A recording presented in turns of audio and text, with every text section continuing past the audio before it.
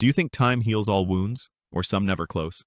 I never imagined that a routine family barbecue by the shimmering waters of Lake Ontario would unravel the carefully woven threads of our lives in such a dramatic and unforeseen way. Especially not on that balmy 4th of July afternoon when the sun dipped low on the horizon, painting the sky in hues of orange and pink while the aroma of sizzling burgers mingled with the fresh scent of pine from the nearby woods, drawing us all together in what should have been a celebration of unity and simple joys, yet somehow transforming into the catalyst for suspicions that would haunt me for weeks to come. At 62 years young, with a wisdom etched into my laugh lines from decades of navigating life's unpredictable currents, I found myself stationed at the grill, spatula in hand, overseeing the feast while my son Mark engaged in animated conversation with his wife Lila about their ambitious plans for remodeling their cozy suburban home in Rochester, visions of granite countertops and open-concept kitchens that struck me as overly optimistic given their tight budget, though I kept my opinions to myself, preferring to savor the moment with my grandchildren frolicking along the pebbled shore, their laughter echoing like a melody against the gentle lapping of waves. Even my ever-curious neighbor Betty had joined the gathering, arriving with her signature potato salad that carried a faint tang suggesting it originated from a store-bought base rather than her claimed homemade recipe. And as we exchanged pleasantries about the unseasonably warm weather and the latest town gossip involving the mayor's questionable parking habits, everything felt deceptively idyllic until my peripheral vision caught a subtle shift in the scene. Lila excusing herself from the group with an air of contrived casualness, her slender frame burdened by the weight of a bulky black suitcase that she dragged toward the weathered wooden dock extending out over the lake like an accusatory finger pointing into the depths. Her expression, usually composed with that polished poise she cultivated through yoga classes and social media curation, twisted into a mask of grim determination, reminiscent of the occasions when she glossed over minor indiscretions such as the unexplained charges on their joint credit card from extravagant spa retreats that she dismissed as essential self-care. And before I could process the oddity of her solitary errand amid the festive atmosphere, she summoned a visible effort to lift the cumbersome load and propel it over the edge with a forceful heave, the impact sending ripples across the water's surface accompanied by a resounding splash that seemed to swallow the suitcase whole, bubbles erupting in frantic clusters as if protesting the intrusion into the lake's serene domain. In that instant, a chill unrelated to the cooling evening breeze coursed through me because the object's heft suggested far more than discarded linens or outdated apparel, evoking a cascade of ominous scenarios from mystery novels I'd devoured in quieter times, and my instincts flared when a muffled cry pierced the air from beneath the undulating waves, subdued yet piercingly human in its desperation, like a plea stifled by layers of fabric and fear that demanded immediate intervention. Abandoning the grill without a second thought, the spatula clattering forgotten onto the dew-kissed grass, I sprinted across the yard in my practical flip-flops that slapped rhythmically against the planks of the dock, the distant hum of party conversations dissolving into a distant roar as adrenaline sharpened my focus to a razor's edge, compelling me to snatch the coiled rope we reserved for leisurely boating excursions and secure it around my waist for an improvised lifeline while plunging into the chilly shallows up to my knees, the sudden immersion shocking my senses akin to an unwelcome jolt from a long-buried memory resurfacing unbidden. Armed with Mark's sturdy fishing net retrieved in haste from the nearby shed, I swept through the murky water clouded by recent summer storms, my arms straining against the resistance until the net ensnared the suitcase's handle after several tense attempts, gradually reeling it back toward the dock where it thudded heavily against the pilings, rivulets of lake water cascading from it seems like confessions unwillingly extracted. My hands, tempered by years of resilient tasks such as baking hearty loaves from scratch and repairing household fixtures with unyielding determination, trembled uncontrollably as I gripped the zipper, its mechanism jammed as though sealed by the very weight of concealed truths, and with a surge of frantic energy, I wrenched it open in a tearing motion that reverberated through the still air, unveiling a sight within that drained the color from my cheeks and rooted me in place amid the encroaching twilight. nestled among sodden towels and stacks of bundled currency that carried the faint mustiness of hurried concealment, lay a diminutive puppy, scarcely larger than the palm of my hand, its damp fur clinging in disheveled clumps and its wide, imploring eyes reflecting a terror born of near suffocation, while a strip of duct tape bound its muzzle, transforming what should have been innocent yips into those harrowing, muffled cries that had propelled me into action. Cradling the fragile creature against my chest within the folds of my woolen cardigan, I felt its rapid heartbeat sync with my own racing pulse as it quivered in residual shock, and in that vulnerable exchange, my gaze inadvertently met Lila's from across the yard, where she lingered near the picnic table, her complexion blanching to the pallor of exposure before she averted her eyes, feigning preoccupation with corralling the children away from the water's edge. My thoughts spiraled into a vortex of bewilderment and resolve, questioning the motives behind such a callous act, whether it stemmed from a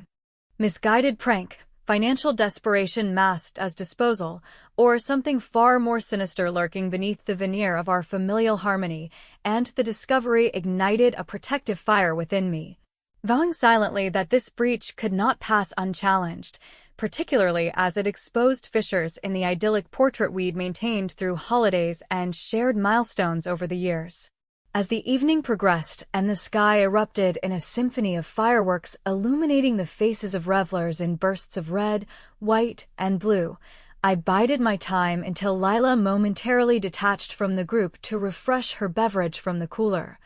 Seizing the opportunity to discreetly tuck a handwritten note into the side pocket of her purse, its message concise yet pointed: "Innocent lives warrant more mercy than submerged betrayals. Perhaps redirect your impulses toward tidier resolutions next time." A subtle prod that elicited an internal chuckle from me, envisioning her puzzled reaction upon discovery,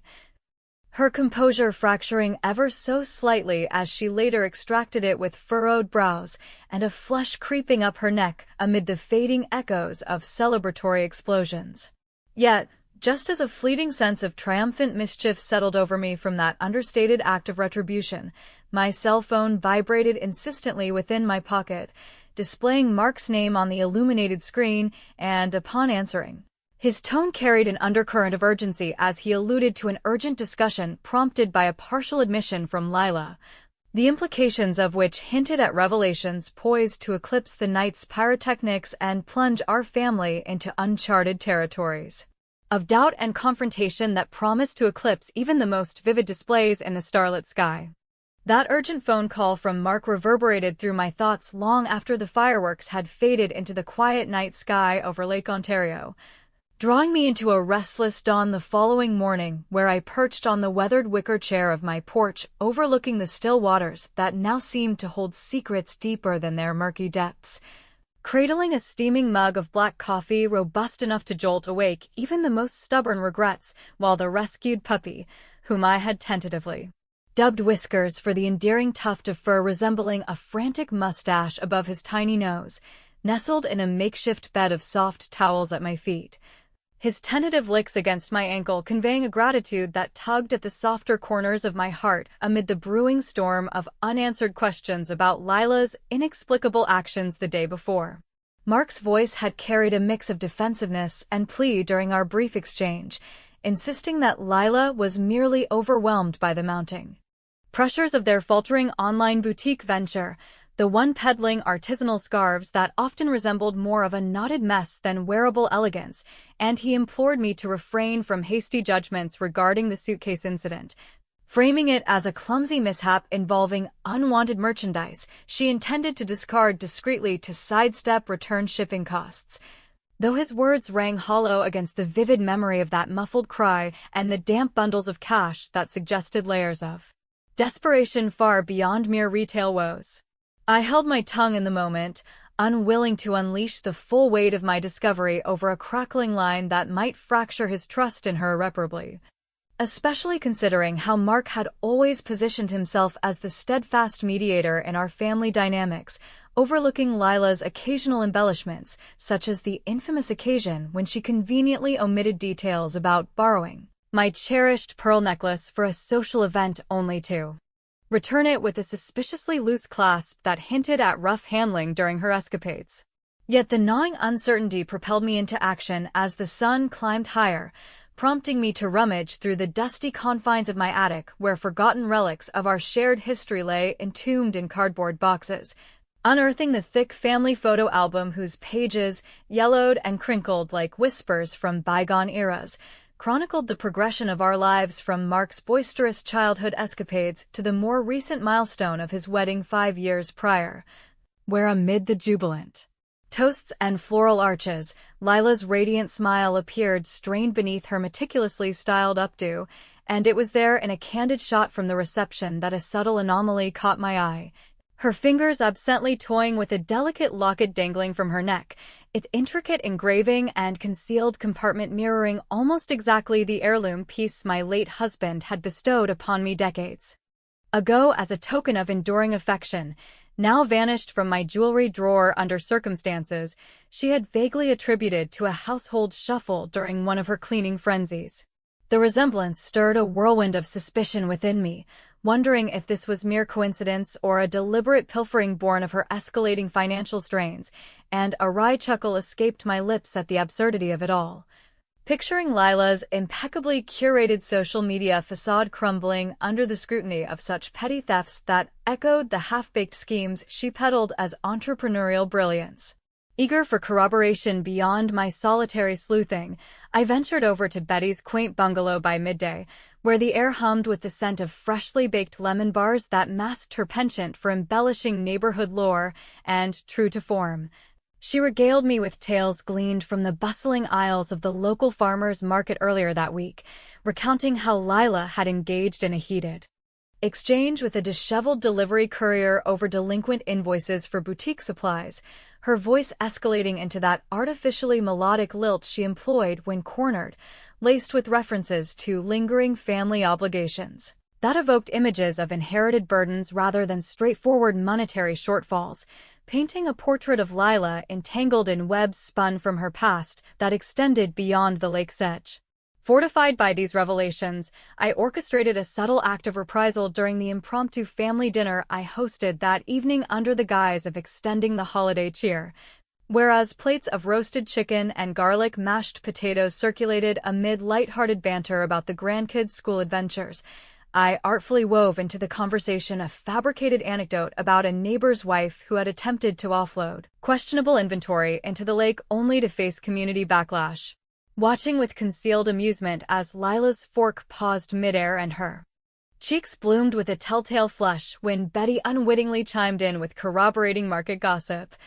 The exposure of her thinly veiled lie unfolding like a poorly scripted play that left her stammering excuses about mere vendor mix-ups, while Mark furrowed his brow in mild confusion. The witty unraveling providing a momentary balm to my simmering frustrations without escalating into outright accusation. Nevertheless, as the gathering dispersed into the twilight with hugs and promises of future outings, I retreated to the kitchen to tackle the lingering dishes, the soapy water swirling in the sink mirroring the turbulent undercurrents of my emotions. Torn between confiding fully in Mark about the locket's eerie parallel or preserving a fragile piece that might shatter under the truth's weight, a dilemma that weighed heavier than the suitcase itself and likely drew judgmental glances from anyone attuned to the narrative, questioning why I opted for circuitous probing over direct dialogue in matters so perilously close to home. The internal debate persisted until a hushed murmur from the hallway snagged my attention, drawing me silently toward the partially ajar door where Lila paced with her phone pressed to her ear, her words tumbling out in fragmented urgency about buying additional time before the truth surfaces and ruins everything we've built, the cryptic plea laced with a tremor of vulnerability that froze me in the shadows, my pulse quickening as she abruptly ended the call and pivoted toward the threshold. Her gaze colliding with mine in a charged instant of mutual recognition that crackled with unspoken accusations and forebodings of conflicts yet to fully erupt on the horizon of our entwined fates. Those cryptic whispers from Lila's phone conversation lingered in the recesses of my mind like an unresolved chord in a haunting melody, infiltrating even the most mundane routines of the days that followed and transforming every casual family exchange into a potential flashpoint where buried tensions threatened to ignite. compelling me to tread carefully through the minefield of our relationships, while the uncertainty coiled around my thoughts with the persistence of morning fog over Lake Ontario that refused to dissipate under the warming sun. I resolved to delve further without alerting the household to my burgeoning investigation, initiating my inquiries with a discreet visit to the dimly lit pawn shop on the outskirts of town where Old Man Hargrove, a fixture in the community since my own youth when he traded baseball cards for comic books behind the counter, regarded me with a knowing squint over his half-moon spectacles and, after a bit of coaxing over shared reminiscences of bygone summers, confided that Lila had indeed appeared in his establishment about a month earlier, attempting to liquidate a selection of fine jewelry, including a locket that bore an uncanny resemblance to my missing heirloom. Her demeanor shifting from confident haggling to flustered retreat when he pressed for provenance documents, muttering excuses about it being a sentimental family piece, unencumbered by formal titles, which only deepened the enigma of her financial entanglements that seemed to weave through her boutique's facade like threads pulling apart at the seams. This revelation crystallized the possibility that Lila's troubles extended into realms of personal indiscretions, perhaps a clandestine affair or compulsive wagering that she masked beneath the veneer of entrepreneurial pursuits and picture-perfect family outings, evoking a complex brew of empathy and indignation within me as I contemplated how such hidden vices could erode the foundations of Mark's happiness much like the relentless waves chipped away at the lake's shoreline over decades, and yet I found myself at odds with my instinctive urge to broadcast these findings, recognizing that premature exposure might devastate their union and leave the grandchildren adrift in the fallout reminiscent of the emotional wreckage I endured following my own divorce 2 decades prior, when misplaced trust shattered illusions of stability. A touch of wry humor surfaced as I envisioned Lila's vaunted scarves unraveling in the courtroom drama of her own making, but the internal conflict intensified, urging me toward a measured confrontation during our scheduled lakeside stroll with the grandchildren the following weekend, where amid the children's gleeful pursuits of skipping stones across the water's surface, I artfully steered the dialogue toward tales of youthful financial missteps from my past, recounting how a friend's mother once pawned heirlooms to sustain appearances only to face the inevitable unraveling of deceptions, observing with a sidelong glance how Lila's posture rigidified and her responses grew clipped, her eyes flicking involuntarily toward the dock, as if the lake itself harbored accusations waiting to surface from its depths. The atmosphere thickened palpably with the undercurrents of impending reprisal, her guarded replies laced with deflections about boutique overheads that failed to mask the flicker of unease in her expression. And as the sun began its descent casting elongated shadows that danced like specters along the shore, I seized upon a lapse in her vigilance during a moment when she boasted about a recent, lucrative sale to impress the kids, countering with a casual interjection drawn from Hargrove's gossip about similar dealings gone awry in town, cleverly twisting her own words to imply that such ventures often concealed shadier underbellies, the verbal parry landing with precision as her face drained of color, and she stammered a hasty retreat to check on the little ones. The satisfying sting of that intellectual ambush providing a fleeting catharsis amid the escalating discord while simultaneously stirring a twinge of self-reproach for employing guile over candor in a matter so intimately tied to our shared bloodline. Nevertheless, the dilemmas multiplied in the ensuing hours when, upon returning to my modest home with its creaking floorboards and walls adorned with faded photographs of happier family epochs, I discovered a crumpled envelope protruding from the brass slot of my mailbox, devoid of postage or return address and bearing only my name inscribed in a jagged script that evoked hurried malice, its contents unfolding to reveal a terse missive cautioning me to desist from meddling in aquatic affairs. Lest regret become your constant companion, the paper bearing faint damp stains as though it had been composed in proximity to the lake's misty embrace, sending an involuntary shiver cascading down my spine and amplifying the sense of encroaching peril that now shadowed my every step. This ominous warning crystallized the growing conviction that Lila's orbit extended to unsavory accomplices who viewed my interventions as threats to their clandestine operations. prompting a surge of protective fervor intertwined with trepidation as I pondered the identities lurking behind the threat and the potential repercussions for Mark and the children if the conflicts escalated unchecked. The discovery serving as a stark cliffhanger that propelled me toward uncharted decisions in the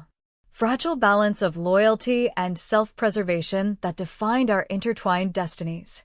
That menacing anonymous letter perched on my nightstand through a succession of fitful nights where sleep eluded me like a fleeting shadow across the moonlit lake. Its slightly curled edges from the dampness serving as a tangible reminder of the encroaching dangers that now infused even the simplest household tasks with an undercurrent of vigilance, such as methodically loading the dishwasher while my mind replayed scenarios of unseen adversaries monitoring my every inquiry into Lila's shadowed dealings. Mark began to pick up on my heightened state of unease during our customary midweek coffee sessions at the quaint diner overlooking the bustling main street of our small town, where the clatter of silverware and murmur of local chatter provided a deceptive veil of normalcy, and he leaned in with a furrowed brow one overcast afternoon, his voice laced with concern as he alluded to discovering the crumpled note in my wastebasket during a recent visit to drop off groceries, pressing me for explanations about its ominous wording that he dismissed initially as crank mail from overzealous neighborhood watch enthusiasts, but now suspected tied to the lingering awkwardness from the barbecue incident, forcing me into a labyrinth of partial truths where I deflected with tales of petty disputes over property lines while inwardly wrestling with the temptation to lay bare the pawn shop revelations and the locket's suspicious parallel, a reticence that undoubtedly frustrated listeners attuned to the narrative for prolonging the agony through evasion rather than embracing the clarity of unvarnished disclosure in the face of familial peril. The twists unfolded relentlessly when, driven by a surge of resolve amid the persistent drizzle that pattered against my windshield like impatient fingers, I trailed Lila's silver sedan to a nondescript motel on the fringes of Rochester one sodden afternoon, positioning my unassuming vehicle in a shadowed corner of the parking lot amid rusted pickups and flickering neon signs that evoked faded dreams of transient escapes, and from my vantage point concealed by the steamed windows, I witnessed her approach a burly figure emerging from a room numbered 13. Their exchange escalating into a tense altercation where she thrust a thick envelope into his grasp only for him to seize her wrist with undue force, his gravelly demands for the balance due on that puppy racket, piercing the air and unveiling the suitcase's contents as part of a clandestine operation flipping stolen pets for profit. A desperate gambit Lila had entangled herself in to offset crippling debts accrued from a covert spending spree on luxury indulgences that masked deeper insecurities. The bundled cash intended as a silencing payment that derailed disastrously when the unwitting puppy, procured illicitly for resale, nearly perished in the ill-fated disposal. A chain of events rooted in her inadvertent discovery of a buried family skeleton from her own lineage, namely her mother's abrupt abandonment during her formative years that left enduring scars of instability propelling her toward such risky shortcuts. This partial unveiling humanized Lila in my conflicted gaze, portraying her not merely as the antagonist of our lakeside drama, but as a woman ensnared by the echoes of abandonment and the pressure to sustain an image of matrimonial bliss for Mark's sake.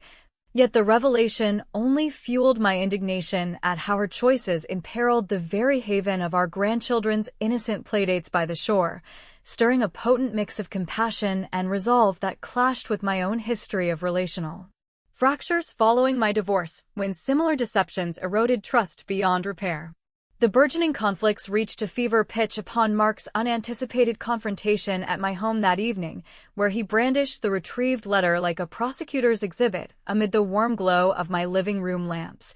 his features contorted in a storm of bewilderment and accusation as he interrogated the connections between my secretive probes and the threats now infiltrating our lives,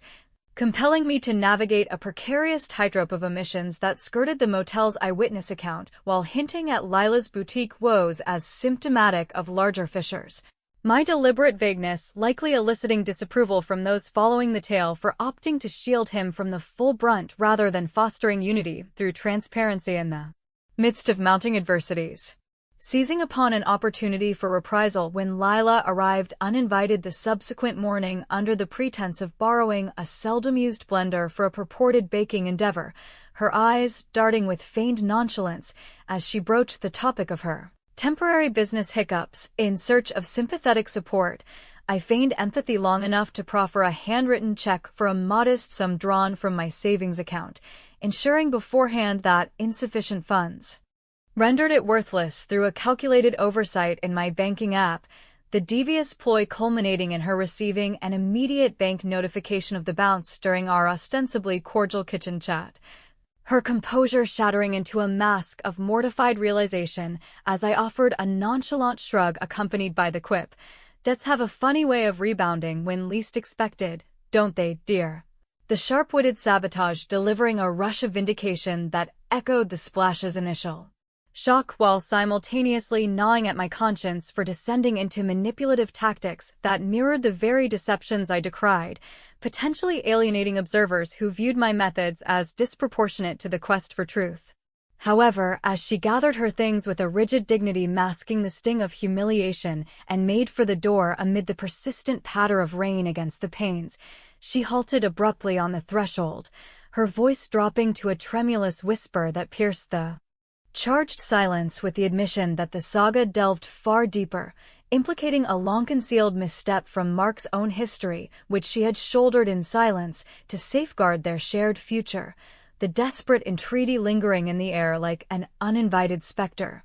propelling me toward the precipice of revelations that threatened to either forge unlikely alliances or irreparably splinter the fragile mosaic of our family bonds forever. Lila's tremulous whisper about Mark's concealed misstep from his earlier years echoed through the rain-lashed confines of my home like a thunderclap deferred, drawing me inexorably into a maelstrom of introspection that blurred the boundaries between protector and intruder in the delicate tapestry of our family secrets, compelling me to summon Mark for an impromptu confrontation that very evening under the subdued illumination of my living room where the air hung heavy with the scent of cooling chamomile tea and the weight of unspoken histories waiting to be exhumed from their watery graves. As he arrived with a furrowed brow and rain-dampened shoulders, shedding his jacket amid queries about the urgency that had laced my voicemail, I arranged the incriminating artifacts, the enigmatic letter, the pilfered locket, and even a snapshot from the family album highlighting its duplicate, upon the scarred oak coffee table like pieces in a puzzle-demanding assembly, his initial defensiveness melting into a cascade of confessions under the pressure of my steady gaze honed from years of maternal intuition that pierced through layers of denial as he admitted to a fleeting indiscretion during his college days, a one-night liaison before committing to Lila that had unexpectedly yielded a child he remained oblivious to until whispers from mutual acquaintances surfaced years later, a revelation she had intercepted and suppressed through discreet financial arrangements to shield their nascent marriage from the chaos of paternity claims and societal judgments. This bombshell twist reframed the Suitcase debacle in a starkly poignant light, unveiling the bundled cash not as mere hush money for a pet-flipping scheme, but as the culmination of escalating payoffs to quell the now-adult offspring's insistent demands for acknowledgement and support. The hapless puppy entangled as collateral in Lila's frantic bid to dispose of evidence from the illicit ring she had briefly joined out of loyalty-fueled desperation to fund those silences, transforming her from a figure of calculated malice into a beleaguered accomplice burdened by the echoes of Mark's unresolved paternal neglect that mirrored fractures in her own upbringing scarred by maternal abandonment. The emotional torrent swelled within me, intermingling pity for Lila's coerced complicity with a searing anger at Mark's passive role in perpetuating the cycle of evasion that now threatened to engulf the grandchildren in its undertow. Much like the relentless currents of Lake Ontario that eroded the docks over time, and I grappled with the profound dilemma of whether to champion full disclosure to integrate this estranged kin into our fold or allow the past to submerge once more, my own regrets resurfacing about the harsh ultimatums that had driven my ex-husband away during our dissolution, choices that now cast my vengeful pursuits in a hypocritical sheen likely to provoke disapproval among those immersed in the tale for prioritizing retribution over the healing potential of unfiltered truth in the 11th hour. As the night deepened and the storm outside mirrored the turmoil within, Lila reappeared at my doorstep just before dawn, her attire sodden from hours spent in solitary vigil by the water's edge, where the waves seemed to whisper indictments of her own. Collapsing into a chair with sobs that fractured her usual composure as she elaborated on the locket's true provenance as a relic from her departed mother pawned in a moment of panic during the debt spiral,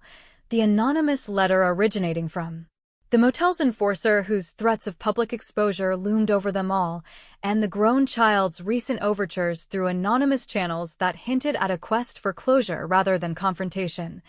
painting a mosaic of human frailty where loyalties twisted into knots of self-preservation and unintended harm. The uncertainty crested in that charged triad of voices, mine, Mark's, and Lila's, interweaving admissions and supplications amid the flickering candlelight that danced shadows across their faces. My mind racing through ethical quandaries about extending forgiveness to this spectral family member or fortifying barriers against further disruption. The atmosphere thick with the precipice of decisions that could either mend the rifts forged by years of omissions or widen them into chasms from which recovery proved impossible. In a culminating stroke of reprisal that blended clever orchestration with a hollow finality, I discreetly relayed coordinates and details of the pet trafficking operation to the local authorities via an untraceable tip line before the sun breached the horizon, observing from a concealed vantage as patrol cars converged on the motel in a flurry of lights and sirens that snared the ringleader and his accomplices in a net of justice mirroring the one I had cast into the lake weeks prior, Lila's subsequent apprehension providing a wry symmetry to the saga's inception with her stunned expression broadcast in fleeting news snippets that circulated through town like ripples from a stone skipped across still waters. The satisfaction of that engineered downfall tempered by the moral ambiguity of my hand in it, especially as Mark elected to post bail and advocate for her rehabilitation, their departing vehicle vanishing into the morning mist with murmurs of tentative reconciliation that left me standing alone on the dock with Whiskers at my heels, his playful yips a counterpoint to the profound silence now enveloping the scene. Gazing into the lake's glassy expanse where the suitcase had plunged and secrets had nearly drowned, I pondered the enduring depths of human motives, what cries for connection lay muffled beneath the surfaces we polished for appearances, and whether my path of witty vengeance had illuminated truths or merely stirred sediments that clouded the path forward, the ambiguity settling over the horizon like persistent fog. Unanswered queries about that hidden child's place in our lives and the resilience of fractured bonds lingering as provocations for reflection long after the echoes of conflict subsided into the quiet rhythm of waves lapping eternally against the shore.